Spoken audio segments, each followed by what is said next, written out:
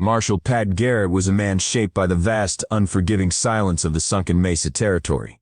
His existence was a steady rhythm of dust, duty, and quiet sorrow. He wasn't looking for company, especially not in a desolate, forgotten outpost where the only sound was the wind scouring the rocks. Yet, when he stepped inside the crumbling trading post, seeking only a meager shelter from the relentless midday sun, he found life. Curled up in a corner, amid scattered straw and the scent of sage and wood smoke, was Selah. She was asleep, her face turned toward the single shaft of light slicing through the broken rafters. One arm was wrapped protectively around two small forms, twin toddlers, maybe 3 years old, and nestled against her chest was a plump chicken, silent, content, and completely out of place. Garrett paused, his hand dropping from the brim of his hat. He cleared his throat. Selah stirred, her slate-gray eyes opening slowly, blinking at the unfamiliar ceiling. She sat up in one fluid, quick motion, instinctively shielding the children. The chicken clucked softly, settled deeper into her grasp and yawned. "Good day," Garrett said slowly, maintaining a neutral tone. "Is the fowl a necessary part of the travel arrangements, or should I ask about the little ones first?" Selah was on her feet instantly, her posture defensive, like a cornered desert fox. "I'm sorry," she whispered, her voice rough with fear and exhaustion. "We didn't mean to trespass. I thought this outpost was completely abandoned." "It's not," Pat stated. "Not anymore. We'll be gone by nightfall," she promised. Pat studied her, the fierce desperation, the rough hands that suggested a life of struggle, not comfort. He pointed at the chicken, a creature that seemed utterly unperturbed by the confrontation. "She yours?" "She found us," Selah admitted. "Follows us everywhere. The boy calls her Copper." Pat looked at the chicken. It stared back unimpressed, a creature of stubborn loyalty. He took a slow drink from his canteen. "Well, Copper better not decide to lay eggs on my saddle," he said, walking past them toward the back room. "If she doesn't cause trouble, you don't leave. Not right away, anyhow." Selah blinked, confusion mixing with relief. "What?" "Stay," Pat repeated gruffly. The next few days settled into an unusual rhythm. While the twins Kai, the boy, and Lyra, the girl, chased the dog Grit, through the sparse clearing, Selah stood awkwardly near the open door. She told Pat her name but little else. Pat, in turn, offered her a heavy bucket of water and a rag. "Not much of a welcome," he said, "but this place needs scrubbing." Selah took the rag without hesitation. For the next hour they worked in parallel silence. When the place was clean, Pat offered her jerky and cold coffee. She accepted both without a word, carefully feeding the children first. "They yours?" he asked one afternoon, watching how gently she washed Kai's dust-caked face. Selah's body went rigid. "They are mine to protect," she affirmed. "Fair enough," Pat responded. Not pressing. That night Selah insisted on sleeping in the lean-to. "I don't want to be in anyone's way," she insisted. "You're not," Pat said. "The cabin's sturdier than that lean-to." "Hay feels honest," she murmured. He didn't argue, but he left an oil lamp burning near the doorway, and a thick wool blanket on the floor. At midnight, Pat heard the soft patter of bare feet on the wooden planks. He opened the door to find Selah, holding one twin in each arm, the small fluffy chicken Copper clucking softly behind her.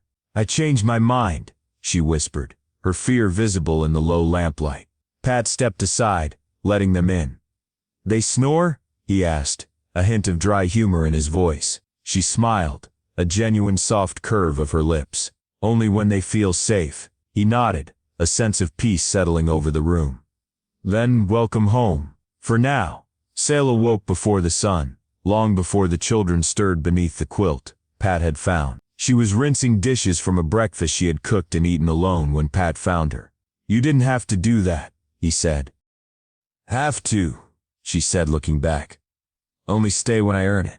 Pat leaned against the doorframe watching her. "You always fix places that aren't yours." "Only when they let me stay," she replied. The children, Kai and Lyra, adjusted with the speed and resilience only the very young possess. Kai liked the raw, untamed space, often chasing Grit, the loyal mutt who tolerated the game with a low groan, an expression of canine world wariness. Lyra was quieter, a thoughtful child who often sat beside Pat as he mended tack, her wide, observant eyes taking in the careful work of his hands.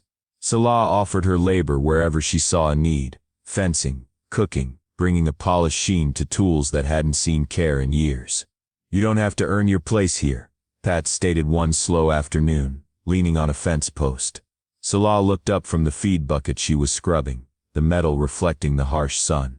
"I do," she insisted, her voice firm. "You just don't know it yet. A debt unearned is a debt waiting to be collected."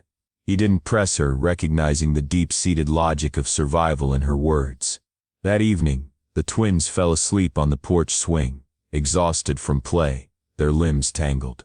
Copper, the stout chicken, perched nearby on the railing, a feathered, silent sentinel. Pat brought Salah a mug of steaming tea, the steam cutting the cool evening air. She took it, her gaze locked on the distant, fading horizon. "People usually show up at my place looking for something, or hiding from something," he mused, crossing his arms. "The territory draws them. Which are you?" Salah sipped her tea, her hands gripping the mug as if it were the only solid thing left in her world.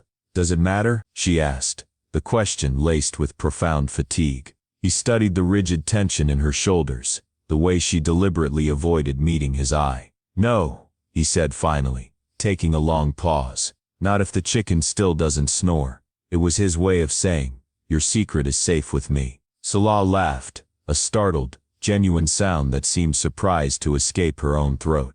"Copper's the only one with no trauma," she said, managing a dry smile. "She seems smug about it," Pat added, tipping his hat forward. "Thank you," Soleil said, her eyes shining just a little in the dusk, "for not asking too many questions. Silence is a rare kindness. I'll ask when you're ready to answer," he promised, his tone reassuringly steady. The unveiling of fear. The days passed in a haze of golden light and honest, grinding work. Soleil's began to stand taller. The permanent hunch left her shoulders. The haunted look in her eyes softened, receding into the background only when she watched the children run through the tall grass. But Pat still noticed the subtle telling details. The small, carefully packed go-bag always hidden beneath the edge of the bed frame. The involuntary flinch at sudden loud noises, and the fact that she had never once used a last name. One evening, after the children were soundly asleep, the quiet of the night inviting painful truths, Pat sat beside her. "Did you love him?" he asked, the words soft, knowing she would understand. Soleil's gaze was fixed on the lantern light, her voice barely a breath of air. "No," she said. "I feared him, every single day. And when I stopped fearing, when I finally showed him I wouldn't break, he got worse. He got cruel." Pat's fists clenched, his knuckles white against his thighs, a wave of familiar, protective anger washing over him. "Is he looking for you now? Actively tracking you?" "I don't know," she whispered, shaking her head slowly. "But he always promised. He always said no one would ever believe me, that I was delusional, that I was nothing without his name or his money." "He was wrong," Pat stated flatly, his conviction absolute. He was a desperate fool trying to possess something he couldn't break. Soleil looked at him, her eyes wide with bewilderment. "Why are you being so kind to us? You barely know our names." Pat leaned his head back against the rough-hewn wall, the shadows hiding the weariness in his face. "Because someone was kind to me when I needed it most," he admitted, thinking of the mentor who had pulled him through the worst of his grief. "And I never forgot what that felt like. It's a debt you pay forward, not back." A fierce thunderstorm broke the silence of the night, clearing the air. The storm passed by dawn, and with the dawn something shifted between them. Selah moved her go-bag, placing it in the back of the closet instead of under the bed. Her voice, when she spoke, carried a newfound soft steadiness. One morning she cooked breakfast, and daringly added cinnamon to the biscuits. "You trying to poison me?" Pat teased, picking up a biscuit. "Improving your life, actually," she countered, her lips curling into a genuine smile. Copper, perched on the windowsill, clucked loudly in disapproval at the cinnamon-laced offering. Selah laughed, a rich, full sound, and rolled her eyes at the fowl. Pat watched her hair curl around her face in the morning light, noticing how the sound of her laugh felt rare and precious, a hidden stream finally found in the desert. The shadow returns that afternoon, a A sleek, black carriage, too meticulously polished for the rough roads of the territory, rolled up the dirt track, kicking up a dramatic plume of dust. Malachi stepped out. He was dressed in a sharp, expensive suit, his face contorted in a mask of cold fury and proprietary entitlement. Selah froze on the porch, her entire body going unnaturally still, the color draining from her face. Kai and Lyra sensed the danger, clutching her legs like tiny barnacles. Copper fluffed her feathers on the railing, emitting a low, warning squawk. Pat stepped in front of her instinctively, his broad shoulders blocking Malachi's line of sight. "I'm looking for a woman," Malachi said, his voice flat, his eyes scanning the ranch with calculating contempt. "Goes by the name of Selah, traveling with 2 children." Pat didn't blink. His gaze was unwavering. "Never heard of her." Malachi tilted his head, a muscle ticking in his jaw. "You sure? I know who's on my land. I know who's on mine," Pat countered, his voice like grinding stone, his hand resting conspicuously on his peacemaker. "And if you're here without reason, you should leave. Now." Malachi studied Pat, the worn gear, the marshal's star, the unyielding stance, then gave a thin, chilling smile that promised future retribution. "If you see her," he said, the words heavy with threat, "tell her she can't run forever. Tell her I always collect what's mine."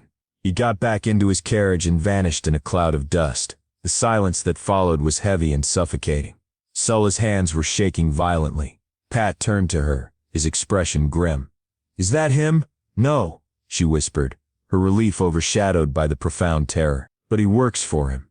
His eyes, they look for weaknesses." Pat placed a hand gently, firmly on her arm. "You're not alone now. We stand here."